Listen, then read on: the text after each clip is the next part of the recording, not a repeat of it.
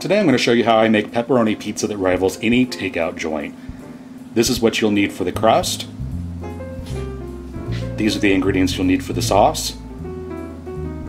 And this is what you'll need for the actual pizza itself. So let's get started. In my stand mixer here, I'm going to add 2 tablespoons of sugar and 3/4 of a cup of warm water, about 110 degrees or so. And I'm just going to stir that up to dissolve the sugar a little bit.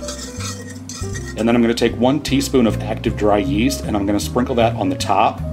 And I'm not going to bother to stir that in. I'm just going to let it bloom right on top of the water like that. And after about 10 minutes, it'll be nice and foamy. I'm going to add in 1 teaspoon of salt and 1 tablespoon of extra virgin olive oil. And also 2 cups of all-purpose flour. I've attached the dough hook to my mixer, and I'm just going to turn this on and mix it until it starts to pull away from the sides of the bowl and form a dough. Just like that. I'm going to let it go, and I'm going to let the machine knead it for about a minute or so. You don't want to overwork the dough too much.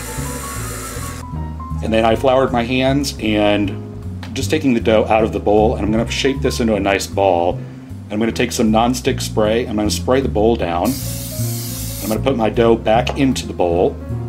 And I'm just going to toss this to make sure that the dough is completely covered with that non-stick spray. I'm going to spray a little bit more on top just to make sure it's covered. I'm going to cover it with a damp towel and put this into a warm spot to rise for about an hour.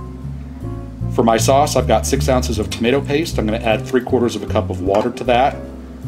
I'm going to add in 1 teaspoon of basil, 1 teaspoon of onion powder, half a teaspoon of salt, half a teaspoon of oregano, and half a teaspoon of garlic powder.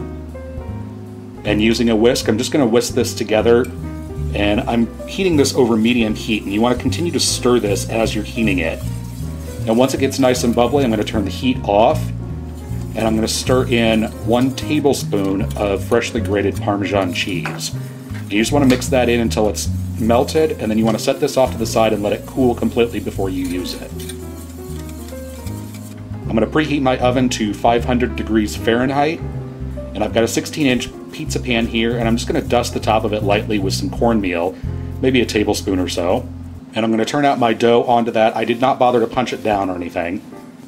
And using my fingers, I'm just going to pat this out, starting in the center, working my way out and pressing the dough out to the edge of the pan. And you want to leave kind of a lip around the edge for the crust. And then I'm going to take half of my sauce mixture. I'm just going to spoon that out into the center, and then using the back of a spoon, I'm just going to spread this out to within about 3/4 of an inch or so of the edge of the crust. And once you get your sauce spread out, make sure that it's nice and even, you don't have any bald spots on your crust. And then you want to take your mozzarella cheese and just sprinkle this onto the top. And you want to make sure that you get the cheese all the way to the edge of the sauce. You don't want to cover the crust, but you want to cover the sauce with your cheese. And then I'm going to take my pepperoni, and starting on the outside, I'm going to place a row of pepperoni. And I'm keeping the pepperoni relatively close to each other because they do shrink up when they bake. And I'm going to go around and continue filling in the center, kind of overlapping the slices, so it looks like that. And I'm going to place that into the oven and bake it for 7 minutes until it's nice and golden brown and looks like that. And then I'm just going to take my pizza cutter and slide it underneath and around the edge and make sure that the pizza's not stuck to the pan, and it shouldn't be with the cornmeal. And I'm just going to cut this into 8 slices, and you can use this crust and this sauce for any toppings that you'd like on your pizza. If you want sausage, Canadian bacon, if you want a vegetarian, whatever you like and whatever is your preference, this is perfect for that. And then go ahead and serve yourself up a slice. And there you have it. Homemade pepperoni pizza from scratch that rivals any takeout joint.